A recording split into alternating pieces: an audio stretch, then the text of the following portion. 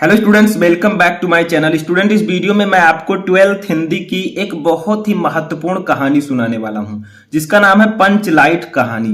देखिए, इस वीडियो में हम पंचलाइट कहानी को एक कहानी की तरह समझेंगे। तो अगर आप 12th में हैं और आप भी चाहते हैं कि बोर्ड एग्जाम में मेरा 5 नंबर क्लियर हो जाए, तो इस वीडियो को लास्ट तक देखते रहें। देखिए, ये कहानी आपके बोर्ड एग्जाम में हर साल आती है, इसीलिए ये हमेशा पूछे जाने वाला टॉपिक है। तो मैं आपको एक कहानी की तरह सुनाऊंगा जिससे आपको अच्छे से समझ में आ जाएगा। देखिए, इस कहानी में 3 मुख्य किरदार हैं। एक है गोधन, दूसरा है मुनरी और तीसरा है गुलरी काकी। ठीक है, ये तीनों मेन किरदार हैं इस कहानी में, यानी कि इन्हीं से रिलेटेड ये कहानी है। ठीक है, गोधन जो है इसको आप एक्टर मान सकते हैं, इस कहानी का नायक। मुनरी जो है उसकी जो एक्टर यानी कि जो हीरोइन होती है, ठीक है, नायिका। और ये गुलरी काकी, ठीक है, जो मुनरी की माँ है। तो अभी मैं कहानी स्टेप बाय स्टेप सुनाऊंगा, तो इस वीडियो को लास्ट तक देखते रहें। इससे आपको ये कहानी हमेशा के लिए याद हो जाएगी और आपका 5 नंबर भी बोर्ड एग्जाम में क्लियर हो जाएगा। देखिए, ये कहानी हमेशा पूछी जाती है, तो चलिए स्टार्ट करते हैं। देखिए, पंचलाइट रेणु जी की आंचलिक कहानी है, यानी कि जो पंचलाइट है ये रेणु का मतलब फणीश्वरनाथ रेणु जी जो हैं, इनकी एक आंचलिक कहानी है। ठीक है, यानी कि इसको फणीश्वरनाथ रेणु जी ने लिखा है। ठीक है, अब देखिए पंचलाइट है क्या। पंचलाइट जो है, मैं ये बगल में आपको स्क्रीन पर दिख रहा होगा, यही पंचलाइट है। ठीक है, जिसको हम लोग लालटेन बोलते थे। तो देखिए, पंचलाइट रेणु जी की एक आंचलिक कहानी है। कहानी बिहार के एक पिछड़े गांव के परिवेश का सुंदर चित्रण प्रस्तुत किया गया है। यानी कि इस कहानी में बिहार के एक पिछड़े गांव के परिवेश का सुंदर चित्रण प्रस्तुत किया गया है, यानी कि बिहार के एक पिछड़े गांव के बारे में इस कहानी में बताया गया है, जिसमें पंचलाइट, जब उस गांव में पंचलाइट आता है, उसको लाया जाता है, तो बहुत ज्यादा खुशी होती है। ठीक है, आगे देखिए, महतो टोली में अशिक्षित लोग हैं, यानी कि बिहार में एक महतो टोली है जिसमें अशिक्षित लोग हैं। अशिक्षित का मतलब अनएजुकेटेड, जिनके पास शिक्षा नहीं है। ठीक है, जो शिक्षित नहीं है। ठीक है, तो महतो टोली में अशिक्षित लोग हैं। उन्होंने रामनवमी के मेले से पेट्रोमैक्स खरीदा। देखिए, उसी पंचलाइट को ये लोग पेट्रोमैक्स कहते हैं। ठीक है, पेट्रोमैक्स खरीदा, जिसे वे पंचलाइट कहते हैं। यानी कि ये पेट्रोमैक्स जो है, इसी को वो पंचलाइट कहते हैं, जैसा कि अभी मैंने चित्र में दिखाया। आगे देखिए, पंचलाइट को ये सीधे साधे लोग सम्मान की चीज समझते हैं। यानी कि जो पंचलाइट उन्होंने खरीदा, उसको ये सीधे साधे लोग, जो महतो टोली के लोग हैं, वो जो है इससे बड़ी सम्मान की चीज समझते हैं। ठीक है, क्योंकि बहुत पिछड़ा गांव है, वहां पर इतना विकसित नहीं है। ठीक है, तो उसको बहुत बड़ी चीज समझते हैं। आगे देखिए, पंचलाइट को देखने के लिए टोली के सभी बालक, औरतें और मर्द इकट्ठा हो जाते हैं। यानी कि आपको पता है, जैसे देखिए बहुत पिछड़ा है, जैसे जो आज का जमाना है, इसमें कोई बड़ी चीज आप लाएंगे तब आपके गांव वाले इकट्ठा होंगे। ठीक है, लेकिन वो क्योंकि पिछड़ा गांव था, तो जब वहां पर पंचलाइट आया, तो वहां के सभी, उस गांव के, उस टोली के सभी बालक, औरतें और मर्द इकट्ठा हो जाते हैं। ठीक है, उसको देखने के लिए, क्योंकि कोई नया चीज आया है। ठीक है, उसके बाद में देखिए, सरदार अपनी, जो सरदार हैं उस गांव के, वो अपनी पत्नी को आदेश देता है कि शुभ कार्य करने से पहले, ठीक है, शुभ कार्य को करने से पहले वो पूजा पाठ का प्रबंध कर ले। यानी कि उस पंचलाइट को वो जलाने वाले थे। ठीक है, उसको जलाने से पहले सरदार जी ने अपनी पत्नी को आदेश दिया कि पूजा पाठ का प्रबंध कर लीजिए। ठीक है, तभी वो पंचलाइट जलाया जाएगा। ठीक है, तो बहुत बड़ी चीज समझते हैं कि उसको लाने से पहले पूजा पाठ कर लेना है। और आज के जमाने में जब कोई बड़ी गाड़ी आती है या कुछ लाया जाता है, तब पूजा पाठ किया जाता है। ठीक है, तो ये बहुत पुरानी बात है। आगे देखिए, सभी उत्साहित हैं, यानी कि सभी जो है बहुत ही उत्साहित हैं, बहुत ज्यादा आनंद वो ले रहे हैं। ठीक है, परंतु समस्या उठती है कि पंचलाइट जलाएगा कौन। यानी कि पंचलाइट जो है उसको कोई जलाना नहीं जानता था उस गांव में। ठीक है, तो ये एक समस्या थी कि पंचलाइट को जलाएगा कौन। ठीक है, अभी देखिए आगे जो है गोधन आएगा, जो कि इसमें एक्टर का रोल करता है। ठीक है, वो जो है मुनरी को छेड़ता है, इसीलिए उसे गांव से बाहर कर दिया गया है। अभी देखिए, पंचलाइट को जलाने के लिए उसे बुलाया जाएगा। तो देखिए, यहाँ पर सीधे साधे लोग पेट्रोमैक्स को जलाना भी नहीं जानते, यानी कि वहां के लोग पेट्रोमैक्स को जलाना भी नहीं जानते। अब देखिए, आगे गोधन की एंट्री होती है।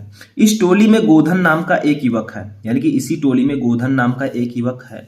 तो वो करता क्या है, वो गांव की मुनरी नामक एक युवती से प्रेम करता था। यानी कि मुनरी, जिसका मैंने अभी जिक्र किया था आपको शुरुआत में, उससे जो है गोधन प्रेम करता था। ठीक है, तो क्या हुआ कि मुनरी की मां ने पंचों से गोधन की शिकायत की थी कि वह उसके घर के सामने से सिनेमा का गाना गाता है। ठीक है, यानी कि जब मुनरी से गोधन प्रेम करता था तो मुनरी की जो माँ थी उन्होंने पंचों से गोधन की शिकायत की थी कि वह उसके घर के सामने से जाता है और सिनेमा का गाना गाता है। ठीक है, सलम ले सलम ले, तो ये गाना जो है गोधन गाता है। तो उसने शिकायत की थी, जिससे क्या होता है कि गोधन को गांव से बाहर निकाल दिया जाता है। अब जब पंचलाइट जलाने की बारी आती है तो अभी देखिए गोधन को लाया जाएगा। ठीक है, तो यहाँ पर मुनरी की माँ ने पंचों से गोधन की शिकायत की थी। ठीक है, आगे देखिए। अब देखिए सिनेमा का गाना गाकर निकलता है। ठीक है, ये शिकायत की किसने? उसकी मुनरी की माँ ने। ठीक है, इस कारण पंचों ने उसे जात से निकाल रखा था। ठीक है, यानी कि वो जो है मुनरी को छेड़ता था गोधन, इसीलिए पंचों ने, जो वहां के पंचायत थी, उन्होंने जात से उसे निकाल दिया था। ठीक है, अब मुनरी को पता था कि गोधन पंचलाइट जला सकता है, यानी कि मुनरी जो थी, जिसको गोधन प्रेम करता था, गोधन की प्रेमिका थी, उसको पता था कि गोधन जो है वो पंचलाइट जला सकता है, यानी कि वो पंचलाइट जलाना जानता है। तो वो क्या करती है, वो डायरेक्ट तो मिल नहीं सकती क्योंकि गांव वालों ने गोधन को बाहर निकाल दिया था। ठीक है, मुनरी की माँ ने जो है शिकायत कर दी थी, कौन? गुलरी का की। ठीक है, आगे देखिए। पंच गोधन को पुनः जाति में ले लेते हैं।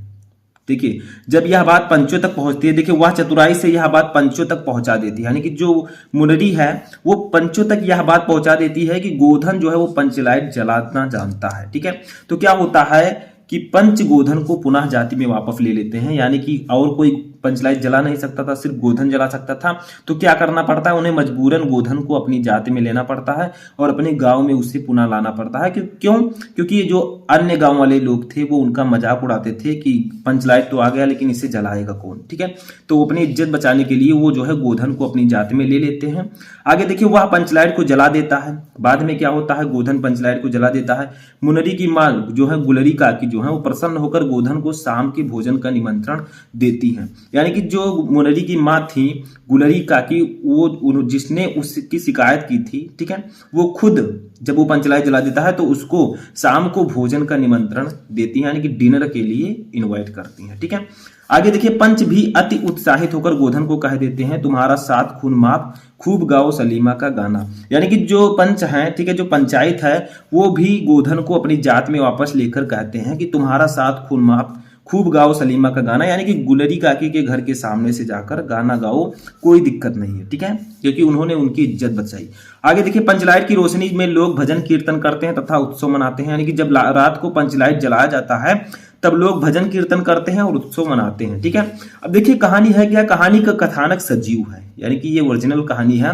सीधे साधे अनपढ़ लोगों की संवेदनाओं को वाड़ी देने में रेणु जी की समर्थ रहे हैं। ठीक है, यानी कि जो सीधे साधे लोग हैं, अनपढ़ लोग हैं, उनकी संवेदनाओं को वाड़ी देने में रेणु जी समर्थ रहे हैं। ठीक है, वो एबल रहे हैं। इस कहानी में आंचलिक जीवन की सजीव झांकी प्रस्तुत की गई है, यानी कि ये पूरी कहानी जो है बिहार के एक महतो टोली की है। ठीक है, क्या होता है, मैं थोड़ा सा लास्ट में सुना देता हूं एक छोटा सा। ठीक है, देखिए क्या होता है कि जो देखिए होता क्या है, पूरी कहानी में एक शॉर्ट फॉर्म में आपको सुना देता हूं।